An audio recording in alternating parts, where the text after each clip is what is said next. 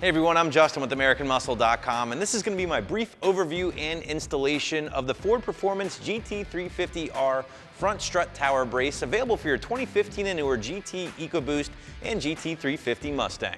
So the GT350R brace that we have in this video, along with the corresponding front cowl extension brace, will again be a great choice for those GT, EcoBoost, and non-track pack GT350 owners out there looking to add a little bit more front end rigidity to their S550 Mustang using the exact same piece found on the mighty GT350R.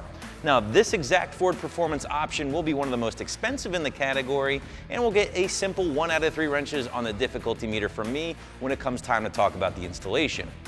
So in my opinion, I think that this option here will be a great choice for the owners who don't mind forking out the 100+ extra bucks to get the Shelby specific part, as opposed to the more affordable Ford Performance option in black, also found on the site. It should be noted that the Shelby specific GT350R brace is made from a high strength tubular aluminum construction, as opposed to a stainless steel construction that you will find with that other more affordable brace. By going with the aluminum option, prospective buyers can look forward to a weight savings of 2.5 pounds over that more affordable Ford Performance option.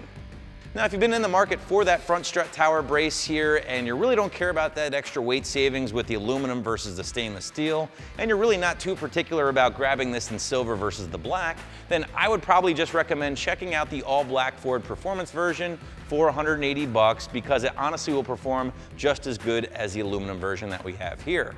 On the other hand, if you're dead set on grabbing this thing in silver, you really value the extra weight savings of the aluminum versus the stainless steel, and you just enjoy the uniqueness of the Shelby specific brace and corresponding plaque, then expect to spend around 300 bucks for the aluminum Ford Performance version that we have here.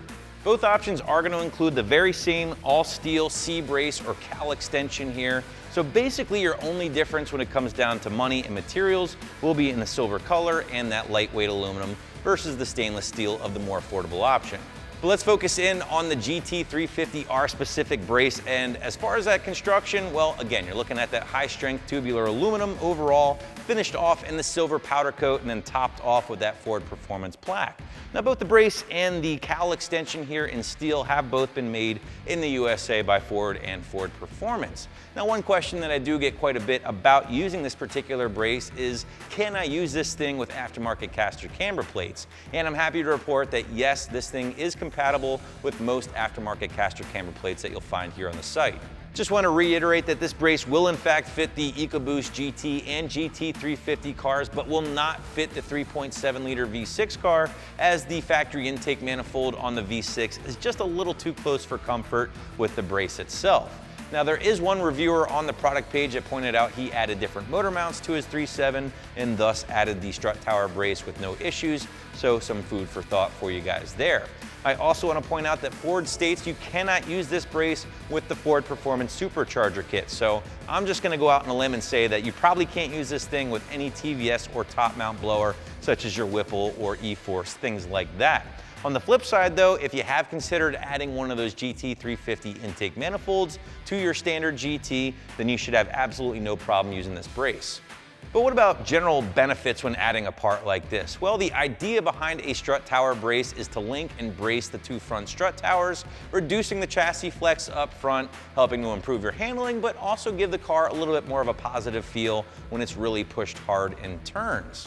Now, this isn't going to be as noticeable as a set of aftermarket sway bars, for instance, but it should really help tighten up the front end of the car. And the fact that this brace actually ties in or triangulates into the firewall using the cowl extension brace here is only going to help reduce that chassis flex even further. Now, depending on your car, you might even have this thing already installed underneath your hood. In fact, most performance pack cars already do. So if that is the case, you just simply need to install the strut tower brace and you're good to go. And if you don't have this thing installed, well, of course, that will stretch out the length of the install only slightly. And with that in mind, let's touch on the install a little bit further here, guys. And as I pointed out at the very top of this video, this one is going to get a relatively soft 1 out of 3 wrenches on the difficulty meter from me. And depending on whether or not you have to install the added cowl extension brace will determine whether you're looking at a 5-minute install or maybe a 45-minute install.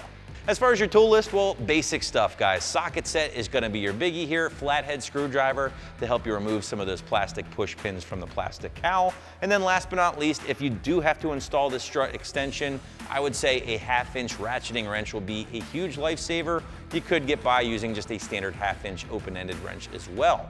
Now, if you do have one of those performance pack cars and you already have this big hunk of steel installed underneath your hood, then chances are you're looking at a 5-minute install. 15mm socket is really all you need to tackle the 4 bolts here on either side of the strut tower brace. If you don't have the steel cowl extension installed, well then you will need to install this obviously, and that will of course stretch the install slightly. Your first step is to remove the positive cable on the battery and remove the brown stud holder on the actual cable itself. Your next step is to remove the 6 plastic push pins securing the plastic windshield cowl. I recommend using that flathead screwdriver we told you about a little bit earlier. And this is just to gain access to the 4 1/2-inch bolts underneath that plastic cowl. And this is where that ratcheting wrench will come in handy. Once those 4 bolts are removed using your 1/2-inch wrench, you can go ahead and lay the cowl extension into place, making sure the slotted holes go on the driver's side strut tower. Once that is in place, you can lay the strut tower brace on top of the cowl extension brace and then secure everything with the hardware you removed in the previous steps, in addition to the hardware you receive with the kit.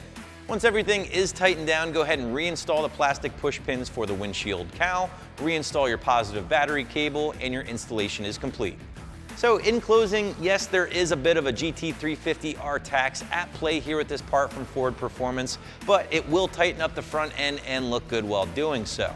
So that is my review here of the Ford Performance GT350R Front Strut Tower Brace, which you can grab right here at AmericanMuscle.com.